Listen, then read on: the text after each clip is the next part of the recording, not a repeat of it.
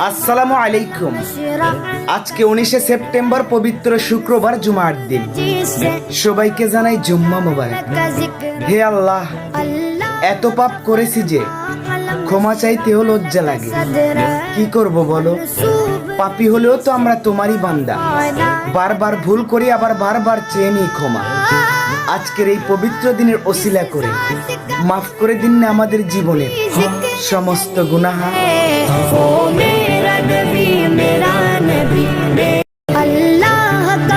আসসালামু আলাইকুম।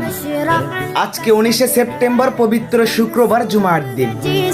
সবাইকে জানাই জুম্মা মোবারক। হে আল্লাহ, এত পাপ করেছি যে ক্ষমা চাইতেও লজ্জা লাগে। কি করব বলো? পাপী হলেও তো আমরা তোমারই বান্দা। বারবার ভুল করি, আবার বারবার চেয়ে নিই ক্ষমা।